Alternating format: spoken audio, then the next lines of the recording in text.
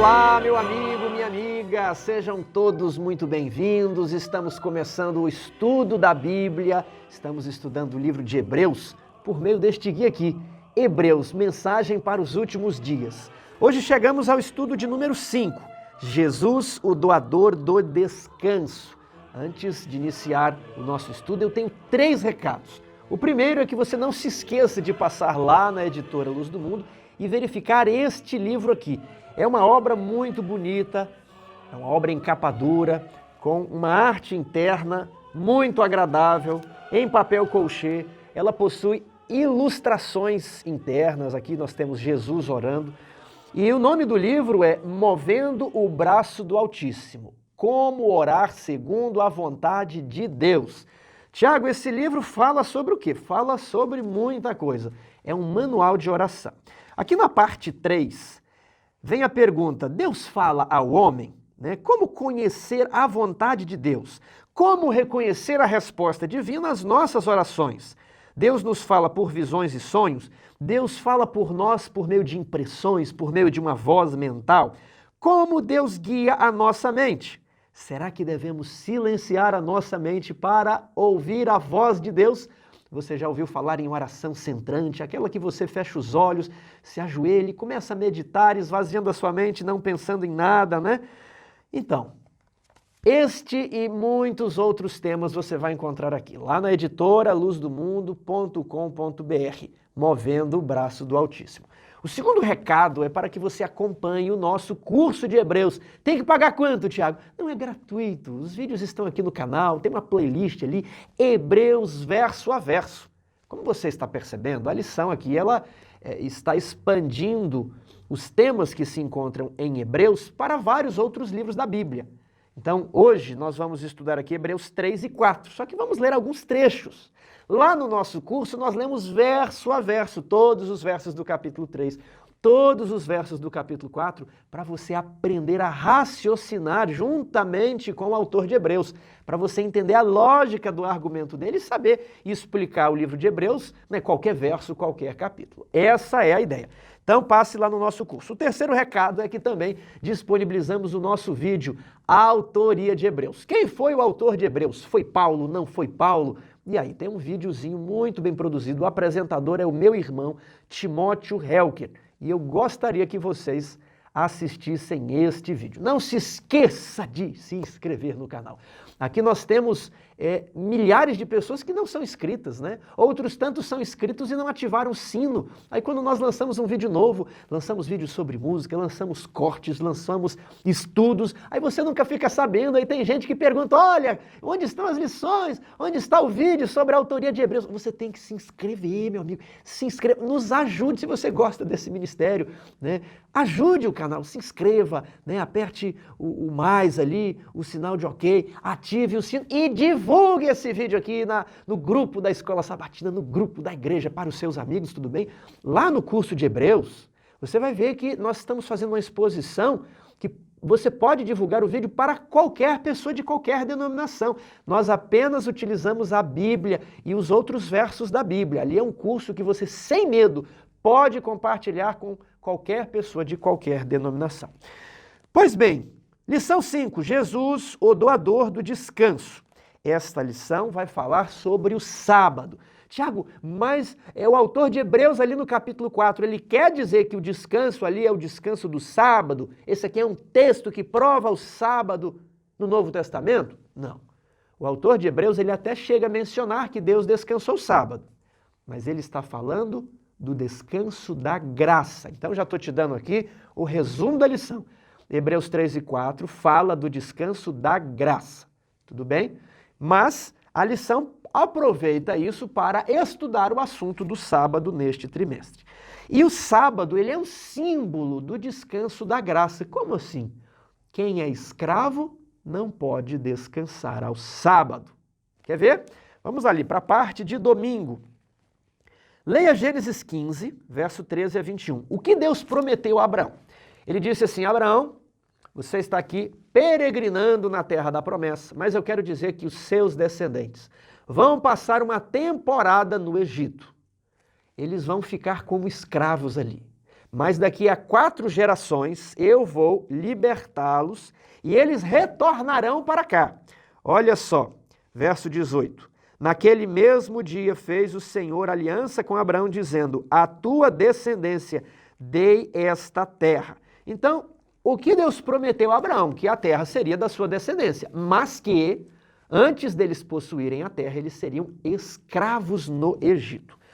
O próprio Abraão, ele foi peregrino na terra. Lá em Hebreus capítulo 11, se você se recorda, nos versos 8 a 10, é dito que Abraão, quando chamado, obedeceu, a fim de ir para um lugar que devia receber por herança. E partiu sem saber para onde ia.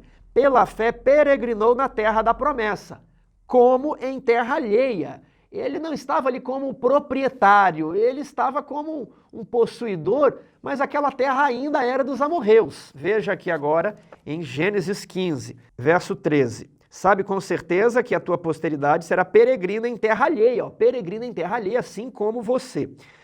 Mas também eu julgarei a gente que tem de sujeitar-se, e depois subirão para cá. Na 4ª geração, verso 16, tornarão para aqui, porque não se encheu ainda a medida da iniquidade dos amorreus. Os amorreus é que estavam como proprietários da terra de Canaã.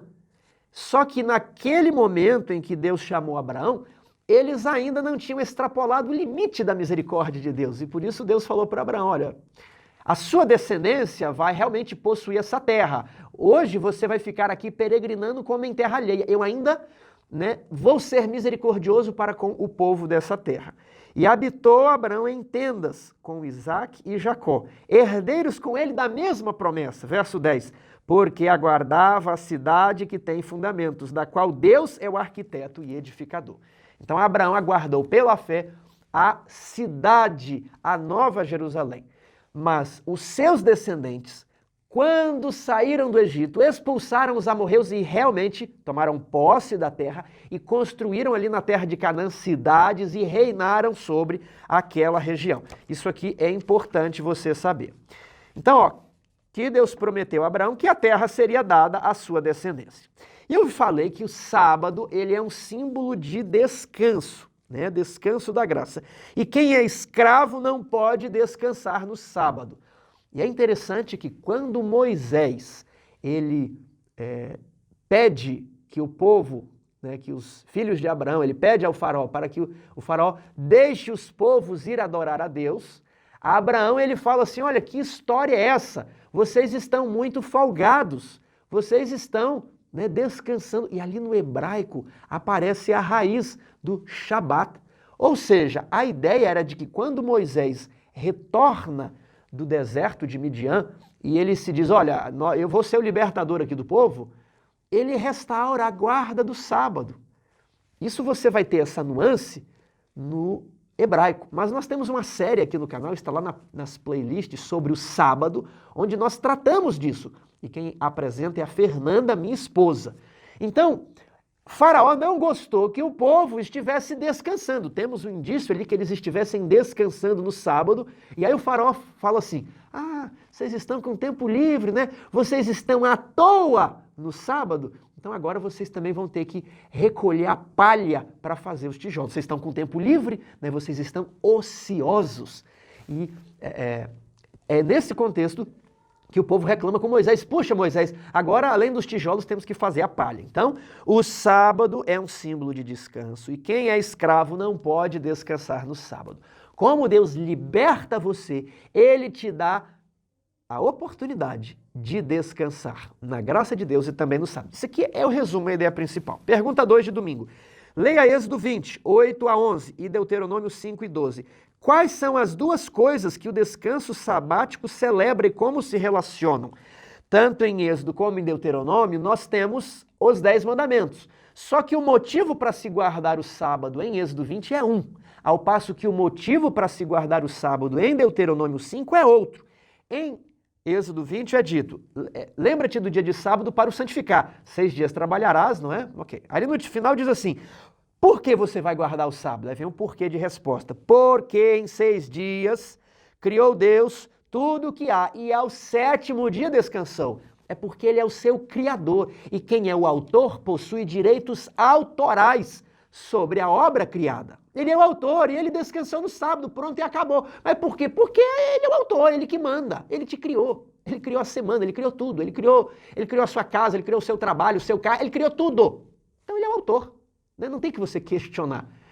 O pote de barro não questiona o oleiro por que me fizeste assim, está lá em Romanos. Então você não questiona. Ele é o criador, ele é o autor, pronto, descansa no sábado, ele pediu.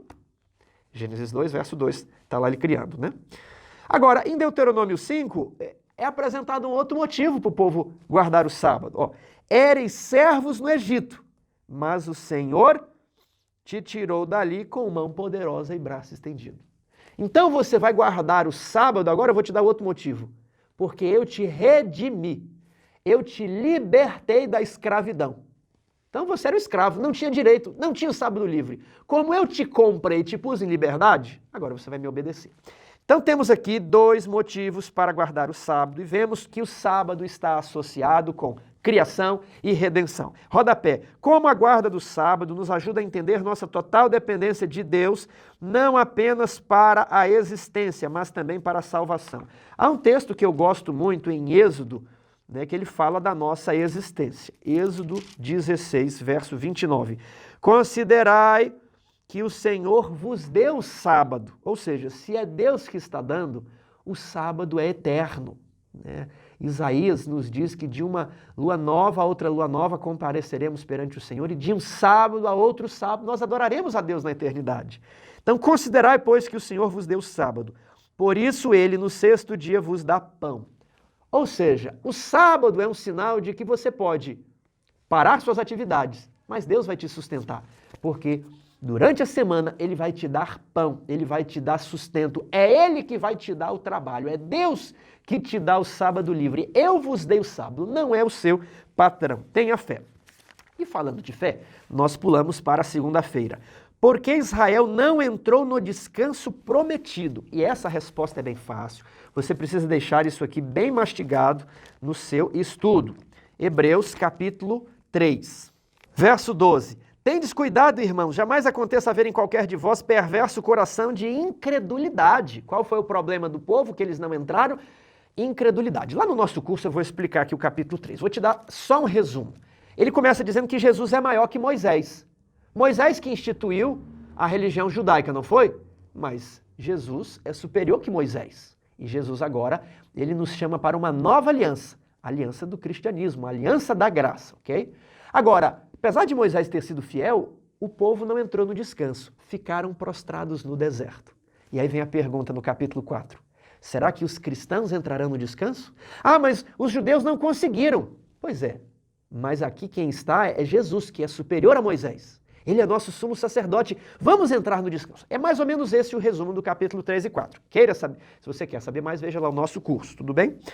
Agora, verso 12. Por que não entraram? Por causa da incredulidade. Veja agora Hebreus 4, verso 2.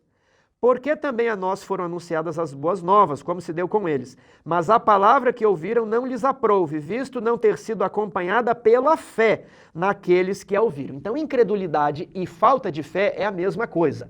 Só que estes capítulos estão dizendo mais, porque eles alternam. Às vezes eles falam incredulidade, às vezes eles falam falta de fé, e às vezes eles falam desobediência. Veja Hebreus 3,18.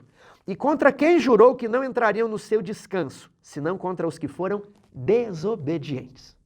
Tiago, foi desobediência ou incredulidade? É a mesma coisa. Não existe fé separada da obediência, como também não existe incredulidade separada da desobediência. Veja agora Hebreus 4:6. Visto, portanto, que resta entrarem alguns nele e que por causa da desobediência não entraram, aos quais foram anteriormente anunciadas as boas novas. Eles também receberam o evangelho. Não é porque você recebe as boas novas, o evangelho aqui, as boas novas, você tem fé. Eu tenho fé, acredito em Deus, acredito que Jesus morreu. Só que seu estilo de vida mostra que você é um incrédulo, né? Seu estilo de vida mostra que você não tem fé, você na verdade é um desobediente. Aí não vai entrar no descanso, mesmo que você ouviu falar do evangelho. O povo de Israel, eles não ouviram, eles viram as pragas, viram o mar vermelho se abrir, viram o pão que descia do céu, viram a água que saía da rocha, viram a presença da nuvem, mas não acreditaram que seria possível invadir a cidade de Canaã. E aí quiseram voltar para o Egito. Lá no Egito que estava bom. Então, Paulo, lá em 1 Coríntios 10, fala assim, muito cuidado, porque eles ficaram prostrados no deserto por meio da incredulidade, por meio da desobediência, por meio da murmuração. Isso é falta de fé. E Ellen White diz assim, sabe por que Jesus ainda não voltou? Porque estamos tantos anos no deserto deste mundo por falta de fé, por incredulidade, por murmuração. Ela diz que são os mesmos pecados dos israelitas que os deixaram prostrados no deserto, os mesmos pecados estão aqui na Igreja Adventista, nos deixando tantos anos no deserto desse mundo. Jesus não voltou, não é porque ele, eu acho que não é agora não, acho que vou esperar mais um pouco, né? Algum motivo arbitrário da parte de Deus? Não, é que a igreja não fez a sua parte, a igreja não frutificou. Quando a planta frutifica, o agricultor vai lá e colhe.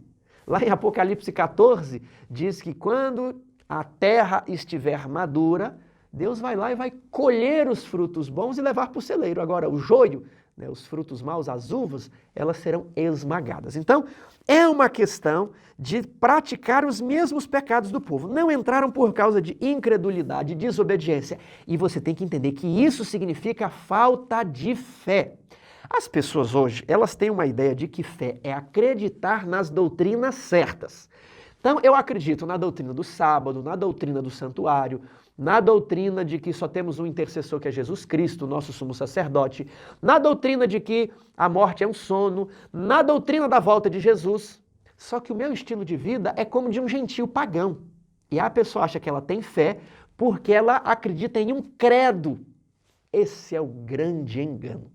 Esse é o grande engano, porque Satanás, ele tem mais fé, então, do que qualquer pessoa, porque ele conhece todas as doutrinas certas, ele lê a Bíblia, ele conhece a Bíblia como ninguém. Mas ele não tem as obras, e a fé sem as obras é uma fé morta.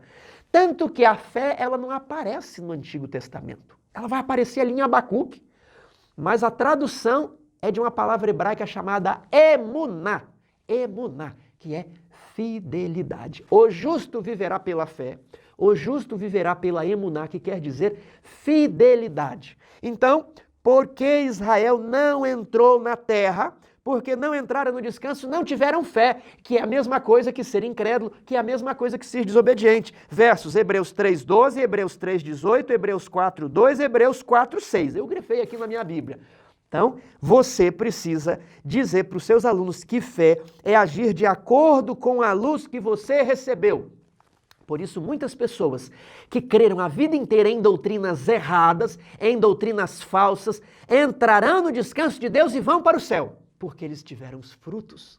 Muitas pessoas que faziam as suas adorações a Maria e que se encurvavam diante de uma imagem, vão para o céu, porque viveram de acordo com a luz que receberam. Muitas pessoas que guardaram ardorosamente o domingo receberão descanso de Deus, porque era a luz que eles tinham, eram sinceros no que conheciam. Muitas pessoas que acreditavam em alma, em purgatório, em vida após a morte, que quando morre vai para o céu, eles vão para o céu quando Jesus voltar, porque eles eram sinceros. Sinceros em quê, Tiago? Na doutrina não, a doutrina era o que eles conheciam, mas eles produziram os frutos. Esse que é o grande problema do cristianismo. Nós temos numa tradição católica uma promessa de ir para o céu mediante a prática de obras dos sacramentos, mediante a práticas de rituais mágicos que, teoricamente, infundem a graça no crente. Ou seja, você tem uma promessa do céu mediante rituais. Eu tenho agora no protestantismo um erro também, que é a promessa de ir para o céu mediante a crença em um credo, mediante acreditar em um rol de doutrinas, mediante uma fé intelectual, numa crença fácil. De modo que essa simples crença desprovida de obras é chamada de indulgência protestante. Dois sistemas que estão prometendo o céu sem que o crente tenha de produzir os frutos. Aquele que permanece em mim produz muitos frutos. Meu querido amigo, você será julgado pelos frutos, né? Ali em Mateus, Jesus fala que nem todo que me diz Senhor, Senhor entrará no reino dos céus, mas aquele que faz a vontade do meu Pai, aquele que produz frutos. Vou repetir, um sistema promete o céu a quem pratica os sacramentos, outro sistema promete o céu a quem acredita nas doutrinas certas, mas há um problema nos dois sistemas. Eles não estão incentivando, é claro que existe a doutrina da santificação no protestantismo, é claro que existe a doutrina da santificação no catolicismo, mas o sistema ainda possui algumas engrenagens falhas, de modo que a produção de frutos não é um critério para você ser admitido no céu. Isso é muito importante. Jesus ali em Mateus 25, ele fala, tive sede, nunca me destes de beber, estava na cadeia, não fostes me visitar. Vocês não possuem frutos. Apesar de terem acreditado em doutrinas certas ou doutrinas erradas, não possuem frutos. E quando ele vier, ele tem um galardão para retribuir a cada um segundo os seus frutos, segundo as suas obras. Muito cuidado nisso, meu irmão. Os israelitas não entraram no descanso porque não possuíam frutos. Não tinham fé e logo não tinham frutos. Porque quem tem frutos tem fé. Veja Hebreus capítulo 5, verso 9. Jesus, tendo sido aperfeiçoado, tornou-se o autor da salvação eterna para todos os que lhe obedecem. Quem não obedece não recebe a salvação eterna. Quem não é obediente não entra no descanso. Os israelitas caíram prostrados no deserto porque foram desobedientes. Tudo bem? Hebreus 11, olha aqui que tem ainda. Hebreus 11 fala assim, pela fé, Noé aparelhou uma arca. Pela fé, Moisés abandonou o Egito. Pela fé, Abraão peregrinou. É um verbo. Pela fé, Abel ofereceu superior sacrifício. Então a fé leva à produção de frutos, emuná, fidelidade. Agora, terça-feira, hoje se ouvirem a sua voz, qual é o convite que Deus faz para nós em Hebreus 4, 6 a 11? Vamos aqui em Hebreus 4,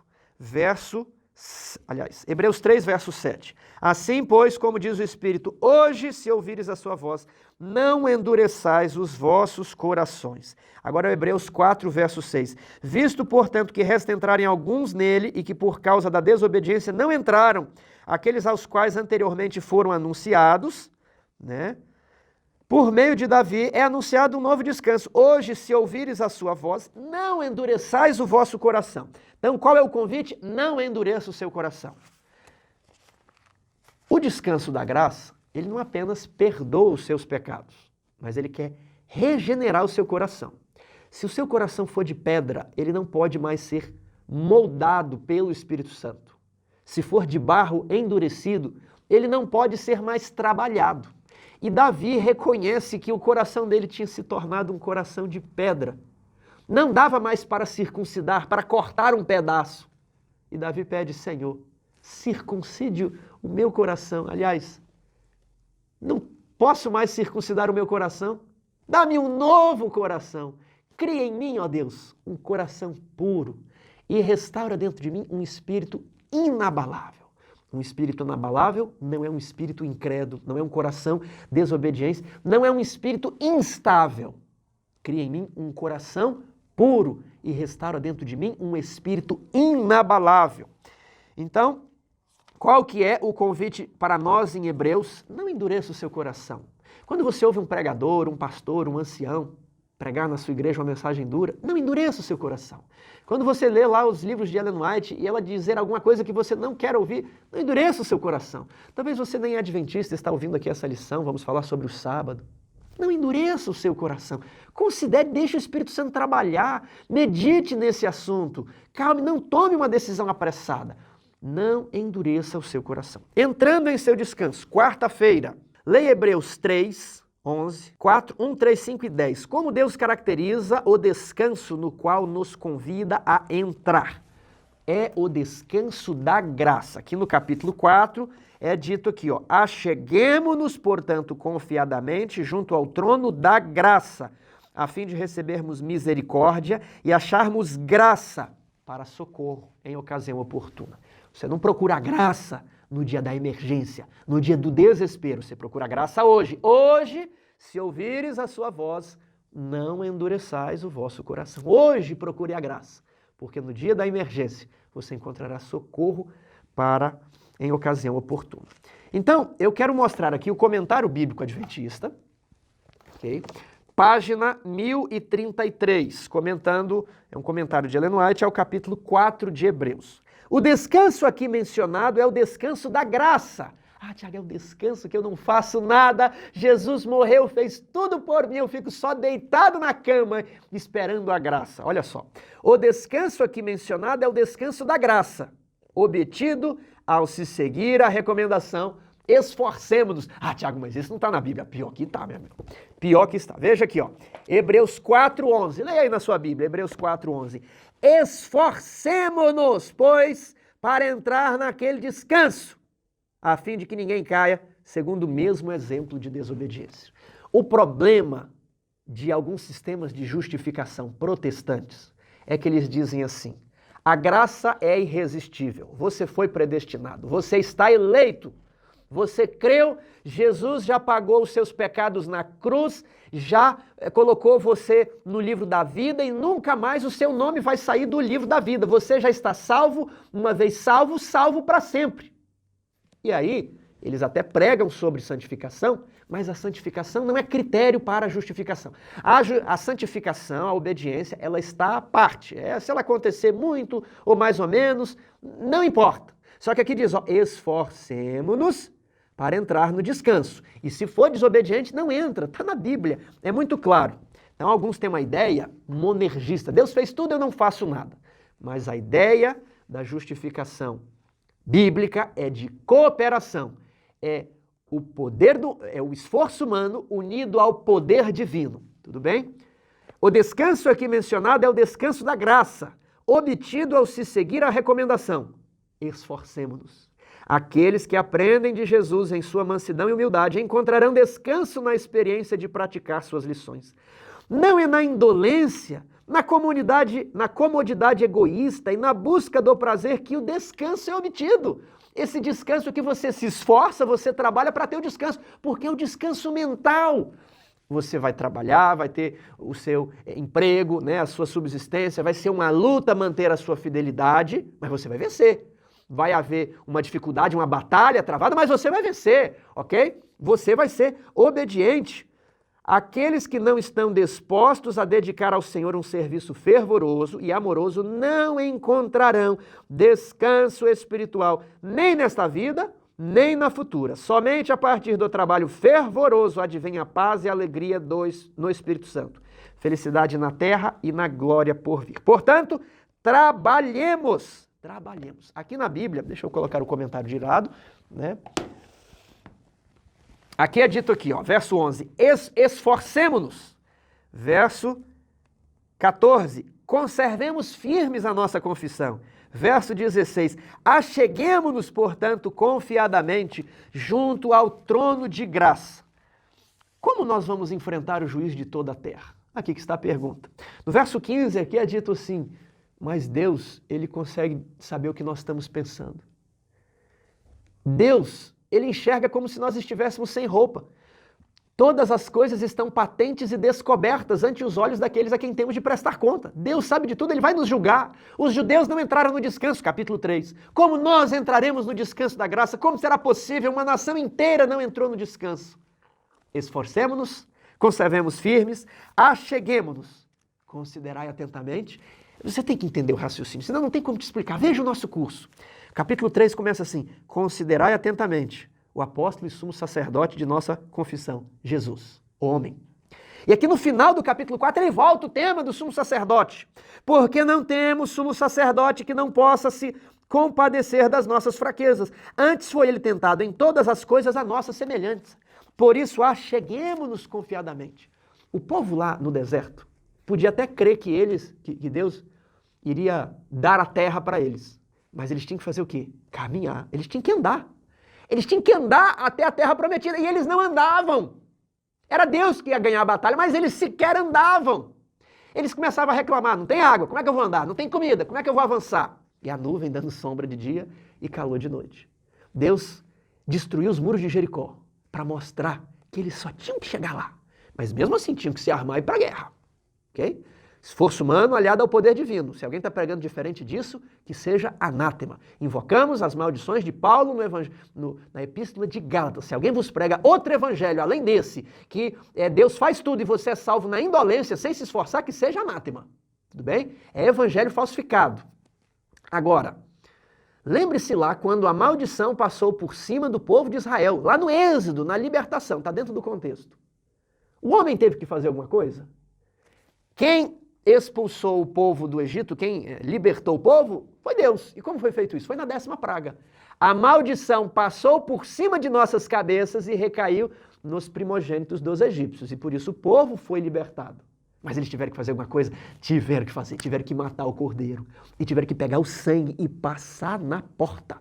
Não adianta nada você reivindicar o sangue de Jesus se você não passa esse sangue na porta da sua casa, na porta da sua vida, na porta do seu guarda-roupa, na porta da sua boca, na porta dos seus ouvidos. E muda o seu estilo de vida. Muita gente professa o nome de Deus e fica ouvindo coisa que não presta. Professa o nome de Jesus e fala coisas que não convêm. E a Bíblia condena o assunto da linguagem. É preciso haver uma reforma do vocabulário. As pessoas falam palavrões, gírias, piadas, coisas de duplo sentido. Ah, Tiago, isso não tem problema. Coisas semelhantes a essas, as quais já vos adverti, que não herdarão o reino de Deus, que tais coisas praticam. Leia o livro de Efésios. Leia o livro de Efésios. Reforma dos olhos. O sangue de Jesus tem que ser passado aqui em volta dos olhos, aqui em volta das orelhas, aqui em volta da boca, nas mãos, para que a maldição não recaia sobre você. Há uma parte que você tem de desempenhar. A maldição vai passar por cima de você. E Jesus pagará o preço no seu lugar, mas você tem que passar o sangue de Jesus na sua vida, na sua casa, na vida da sua esposa, na vida dos seus filhos. Você é o sacerdote do lar, ok? O pai que não passou o sangue do cordeiro na porta da sua casa, perdeu seus primogênitos. Às vezes ele, às vezes a esposa, às vezes os filhos. Tudo bem? Vim aqui para quinta-feira, uma antecipação da nova criação. Compare Êxodo 20 com Deuteronômio 5 e Hebreus 4. Que diferenças encontramos quanto ao significado do descanso sabático? É aquela ideia. Deus nos pediu para guardar o sábado, porque Ele nos criou e porque Ele nos redimiu. Tudo bem? Ao guardar o sábado, nós pomos em nossa casa o sangue do Cordeiro, demonstrando que ali tem a bandeira do sangue de Cristo. Sabe, na época da política, quando as pessoas colocam adesivo, eu voto em fulano de tal, eu levanto bandeira, eu vou no comício do seu José, eu vou no candidato da Dona Maria. As pessoas se identificam. O sábado é uma identificação do povo de Deus nessa terra. Eu estou com Cristo. Aqui na minha casa tem o sangue do Cordeiro, porque Jesus morreu na sexta e descansou no sábado. Mas ressuscita e começa a trabalhar novamente no domingo. Então, o símbolo de que em Êxodo 20, em Deuteronômio, o sábado deve ser observado porque ele é o nosso Criador, ele é o nosso Redentor, nos leva a entender, você a partir de agora, que para entrar no descanso da graça, Jesus vai apagar o seu passado, ele te perdoa e te justifica agora, sem que você tenha que guardar mandamento nenhum, sábado nenhum. Mas a partir de agora ele fala, vai, não peques mais. Vai, guarde os mandamentos de Deus. Quem me ama, se você me ama, eu estou te perdoando. Guarda os meus mandamentos. É ensino de Jesus. Então, você vai entrar no descanso da graça. Teve os seus pecados perdoados e agora a graça de Jesus vai regenerar a sua mente. Aquele que pratica o pecado é escravo do pecado. Se você quebra o sábado, você vai se tornar escravo do pecado. Mas se Cristo vos libertar, verdadeiramente sereis livres, livres para colocar a bandeira de Jesus na sua casa. Tem uma história muito bonita que está envolvida aqui com Hebreus capítulo 4 e com essa lição, que é a história do meu hino preferido, And Can It Be? É um hino que toca sempre ao final dos estudos da lição. É um hino de Charles Wesley, é um dos hinos que fizeram parte do reavivamento na Inglaterra, o reavivamento metodista. E o hino conta a história de um homem que talvez está com o coração insensível. Ele está num calabouço, cercado de trevas, mas ele não endurece o seu coração. Ele dá espaço para o Espírito Santo trabalhar. And can it be? Pode ser que eu venha me interessar, que eu deva me interessar no sangue de Cristo. E ele começa a pensar, ele morreu por mim, ele se esvaziou de si mesmo e veio aqui e morreu pela raça de Adão. A amazing love, How can it be? É maravilhoso, incrível amor. Como pode ser que Deus venha morrer em meu lugar? Enquanto ele vai pensando, enquanto a sua imaginação vai se delongando no sacrifício de Cristo, alguns raios de luz vão penetrando naquele calabouço e ele já não consegue mais enxergar porque a luz vai aumentando e de repente o próprio Cristo aparece no calabouço. E então a prisão estava cheia de luzes e daquela glória flamejante. Ele diz: meus grilhões caíram, minhas correntes se partiram, eu me levantei, eu avancei e eu segui a ti. E a última estrofe, que é aquela que você sempre escuta depois que eu termino de falar, diz que agora, no condemnation now I dread.